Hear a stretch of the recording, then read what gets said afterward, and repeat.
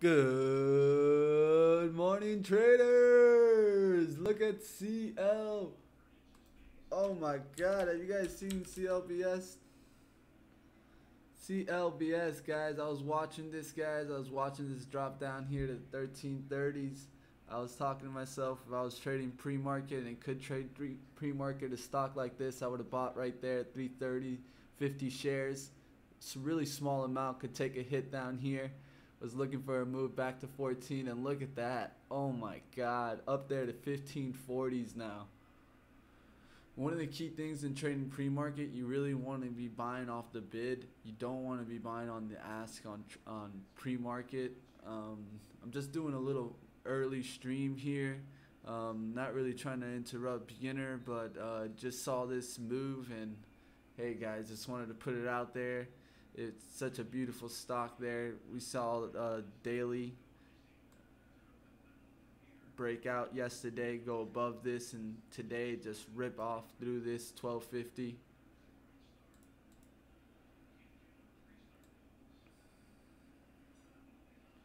Once it hit that 1250, there was no looking back. It went all the way up there to 14, retraced to about the 9 EMA right there, and then hanged around for a little bit.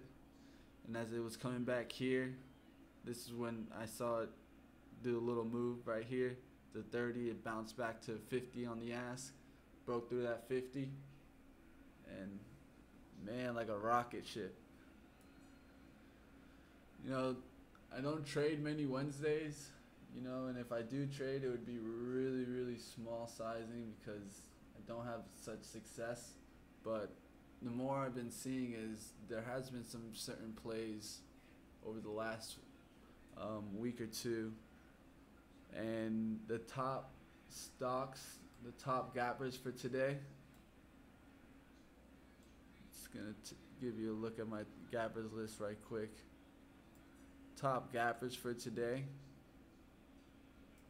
We got LTBR there, tradable on Tradenet. CLBS there, tradable on Tradenet. I want to check out right quick. HIJA. Nah, that one's not tradable. Hold on, let me pull my gappers list back up here. Alright. So there you guys see it. We also got MBR X there, up 20%.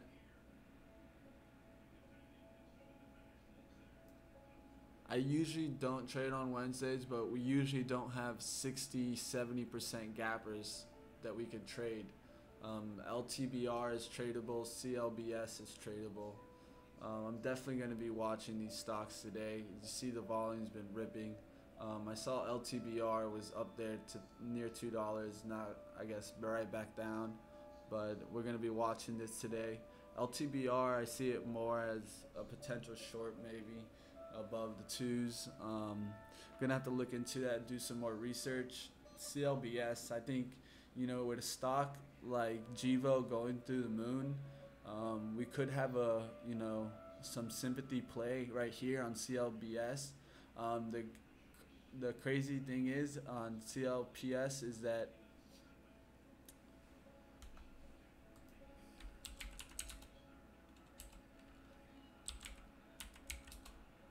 the crazy move is that the gap on CLBS was just straight above here. As you see, it just went straight above. Now this is an IPO, so with IPOs we don't really have data back here to go off of, and that is a little bit more worrisome as you don't really have support levels, but it does mean that this does have a more potential to just shoot up and shoot open. What we do want to see is the volume get in this stock now. As you saw on the 15th, we had 14 million shares going through there, and this stock's float is, let's see, let me see if I have the float here. Look it up right now on FinBiz right quick.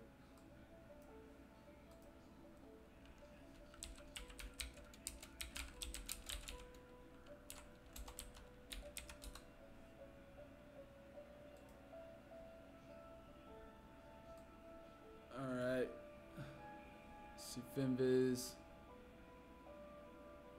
as a float, says it as of 1.29 right here, 1.29 million, and shares outstanding of 12 million. We do have institution insiders owning 88% of this, 88%. So I'm gonna be looking into more of these insiders, seeing how much shares they have of this outstanding, and how much they own. See if there's any news out.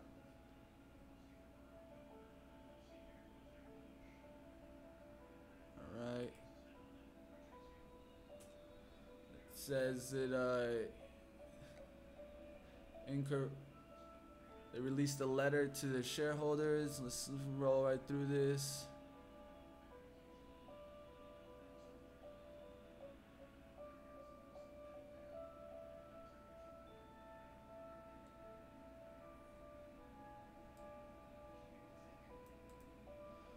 This is just talking pretty much fluff for right now.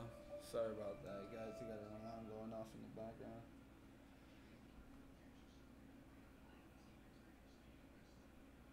Here it goes. Going forth, revenue growth. We intend to continue growth revenue from both existing Chinese and global clients, as well as target new Chinese and global clients using our comprehensive service and solution offerings and deep domain experience in the financial industry. Alright, pretty much fluff, continuous research, fluff. So pretty much they're just doing like a normal letter out. I think this is more of a little bit of a fluff news, trying to push it up a little bit. This is from the chairman, so he's just pretty much it's a normal letter to shareholders, as you would get like on a 10K or something.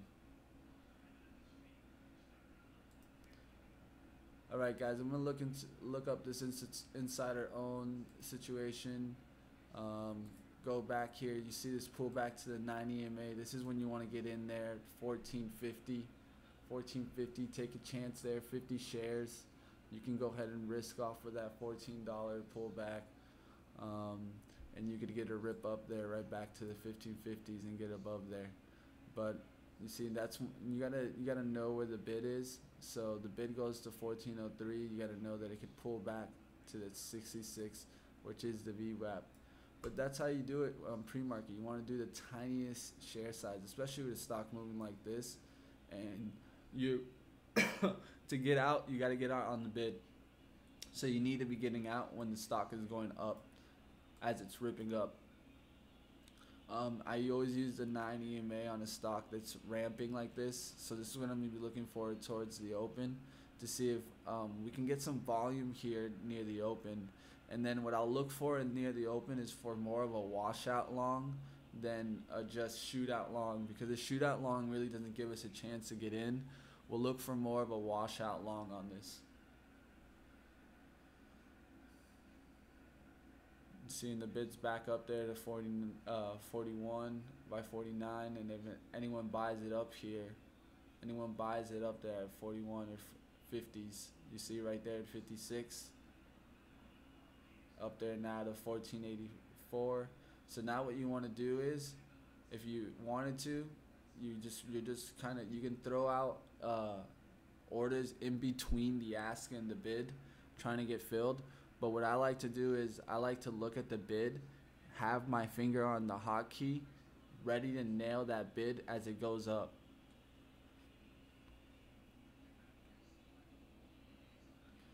But alright, guys, I'm going to stop streaming. Beginner Trader should be up soon at any moment, so we'll go ahead and I'll get into that chat room. I'll see you guys later. Don't think I'll be streaming today, but you guys have a great day. Good luck. Enjoy your day. Always, use your plan. I've had a little bit of a tough streak.